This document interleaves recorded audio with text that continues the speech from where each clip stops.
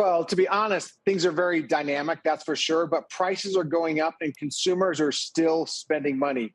Yes, we have a buy rating on Apple with the $200 target price. We find that people are actually buying higher ASP items and hardware.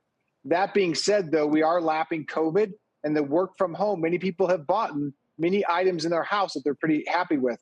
Our top pick, though, amongst all of our coverage is a supplier and a contract manufacturer that makes a lot of things for both Apple as well as other companies, and that's JBL, stock ticker JBL, who's our top pick. But we simply think hardware is here to stay, but there's no doubt as people get out of their home and start to go back to work, we're going to see a shift from consumer spending over to the corporate side. Every conference room in your facility and my facility now needs to have video collaboration and a lot more connectivity, but the spending is going to go from consumer to enterprise.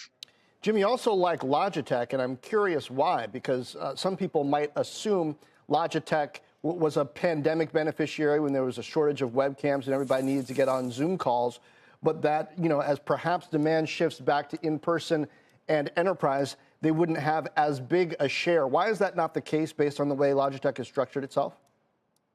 Well, the thing to focus on is actually people, the way that they are spending their money on peripherals and computing devices, whether it be a web camera, whether it be the audio that you're using and I'm using, whether it be a mouse or a keypad, the peripherals that people are using, people want higher end, higher quality, not something that's junk. So when we look at higher end, higher quality, whether it be a video conference room or working from home or some type of hybrid environment, people are spending money on quality. They're kind of tired of something that is lower quality that isn't working at the time when they need it, such as us talking live on TV now or an interactive work environment. That's why we believe the higher average selling prices is what consumers are going to keep spending on right now. Let's be honest, employment and the money that people are making is allowing people discretionary income. We haven't gone on many vacations for quite a long time, and people have found they prefer higher quality, average selling price devices and units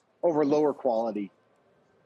Hey, Jim, everyone's poring over the App Store data and wondering whether or not, they did guide down sequentially, I guess, for services growth, but is the pressure on to maintain that momentum for the rest of the quarter?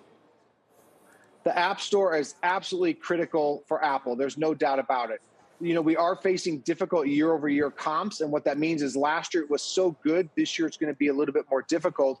But with that, it's important to note, people are spending more money digitally, whether it be through streaming of content, whether it be through interactive of things, whether it be through purchasing of things.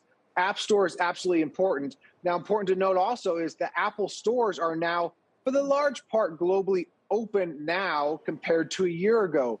And when consumers come into the Apple store, they typically have a very good experience. And that experience is they come in and you have a certain price point and they typically upsell you. Oh, you're so beautiful. You're so handsome. Don't you want to buy more storage for yourself and your friends? Don't you also need a connector and ear pods and an Apple Watch? And you actually leave the store spending more than you probably initially planned, but you feel good about the experience and they teach you how to use the device. So the Apple store openings to us is a very material thing of now today in society. Those stores are back open. Yep. Well, Jim Suva, thanks. Great to see y'all.